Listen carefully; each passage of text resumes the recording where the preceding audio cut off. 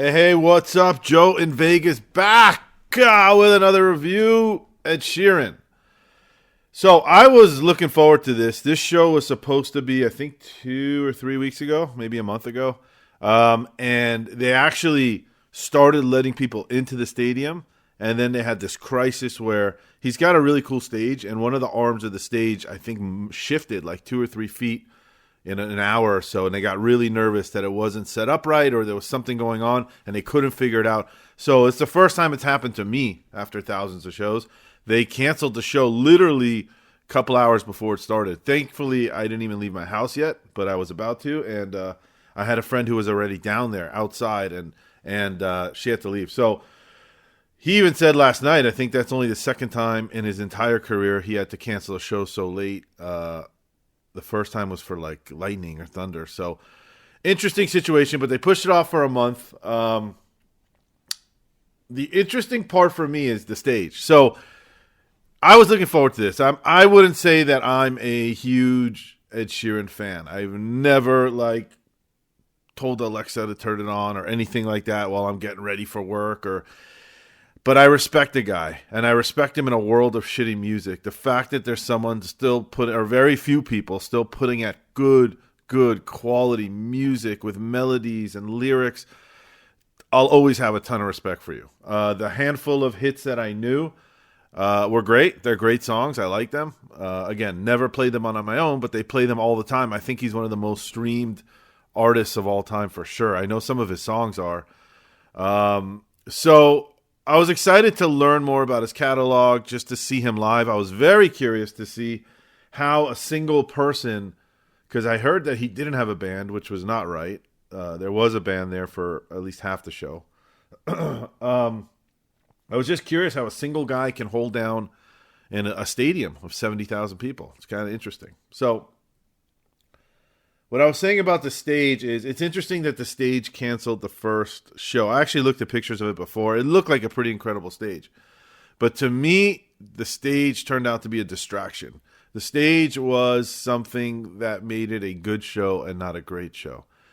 The reason being is I'll quickly talk about the stage. So I had perfect seats. I was at the 50-yard line of a stadium, dead shot to the stage. The stage is set up as like a circle with these arms coming out of it. Around the circle, it's like a record player. I kept calling it a NASCAR racetrack, because that's what it felt like. And it was constantly spinning, and in the middle there was like a little platform. On that middle platform, he had a couple microphones. Now, being that it's clear, and I've always said this about stadium shows, I feel bad for these artists. They don't know. There's always going to be a portion of the show where their back is to you, and they don't know how to do it. You know, stadiums are round or ovals, and if you're singing to this side of the crowd, then this side's going to have their back to you, and so on and so forth. So it really has to take some thought on your performance on where do you look. Unfortunately, and I don't know why, the outer part of the stage, that track, it looked like a treadmill going around and around and around, was designed for that, which I tip my hat to him again. That's great. He put some thought into how do I get everybody to see me in the stadium. The middle platform part was like just a few microphones set up and his little machines that he pushes buttons and loops them and stuff like that. But the microphone was facing the complete opposite of me. So I had 50-yard line seats, which were perfect. But I'll be honest, I spent not half the show, but a good 30% of the show looking at his ass, looking at his back. And it really threw me off. Now, I could live with it. If he had a bunch of songs where I was looking at his back, that's normal for stadium. But there's usually a couple songs where he turns to you, to that side, and sings a couple songs. So he didn't do that. Instead of doing that, he would jump on this little racetrack and go around and around and around and around and around. And it reminded me of that NASCAR, like when you're watching a NASCAR race, it's like, and it was like, it's pretty good, right? But that's what it felt like. So it's like you're having this song, and he's like getting farther and farther and farther from you. Then he's staring right at you, singing to you, and then he's farther away and farther away. I found it all a distraction from the music. I couldn't get it out of my head. He is an artist that you want to sit and connect to. You want to sit and be moved and let him play right to you. And I didn't get it. I didn't get it because of all the distractions of the stage. I kept waiting for him. I'll say, okay, this song, I like this song, and I'm looking at his fucking ass or his back. But at least in 2 songs, maybe if he's playing this song with his back to me, in a little bit I'll get, I don't know, one of his bigger ones, Shape of You, facing me. But that never happened. And to me, I was never able to connect to an artist that I wanted to very much connect to. And I wanted to really learn the rest of his catalog, and that's the best way to learn it is when he's singing it to you. So let me get to the set list. He starts with a full band. So I was told there was no band. Apparently there is for some of it. Those big arms that surround the stage have little tiny stages on them. So instead of the band being on stage with him, there's a drummer on one arm, there's a guitarist on another one, a keyboard on another one, or whatever. So there is a band there. So he started with 2 songs that had the full band, Tides and Blow.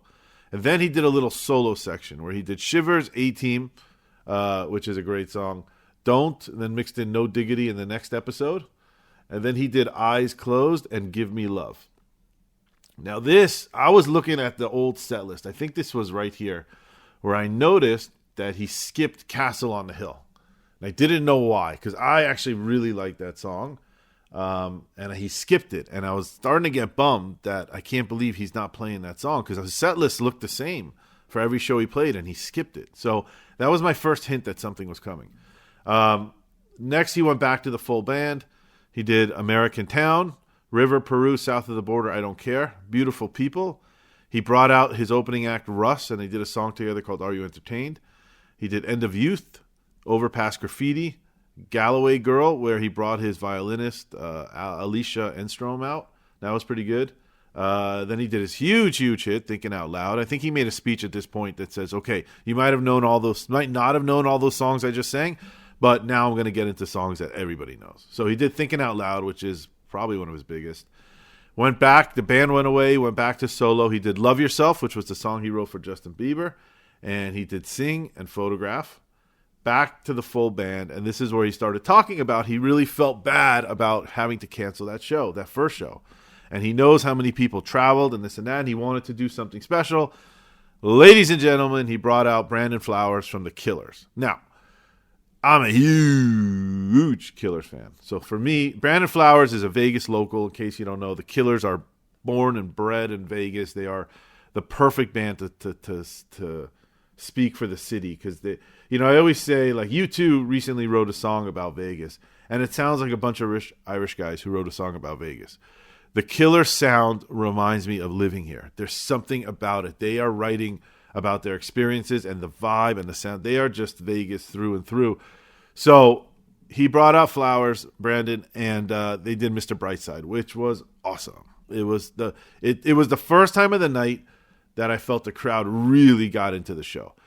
Up until then, I had noticed the crowd didn't seem too interested. They were really sitting down. Few people, the diehards were standing up and singing here and there, but most people were sitting down, which I kind of expected.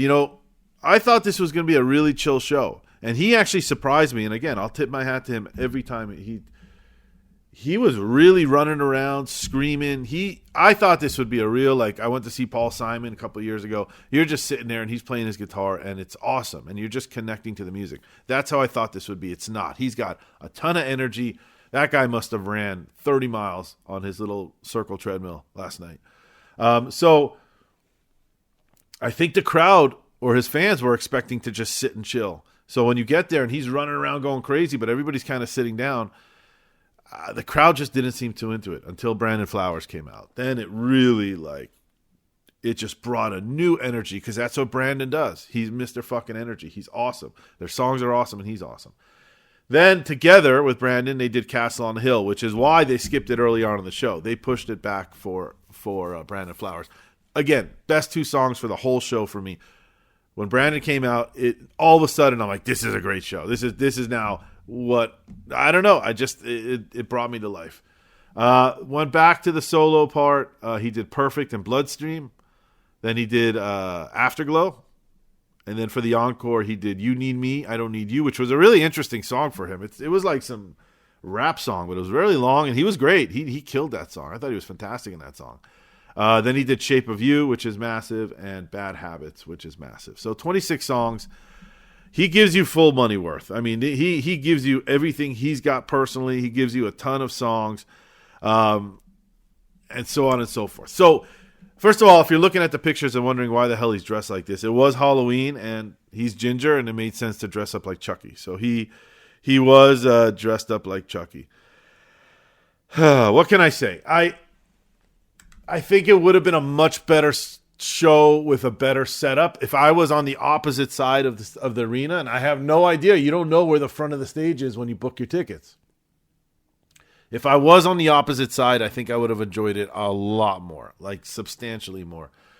I just don't like paying money for good seats and staring at someone's back. Now, I know, like I said before, there's not much he can do about it when you're in a stadium, but there is. He could have rotated that middle platform to give each side of the stadium a few songs that he's looking right at them, because I just never connected with him.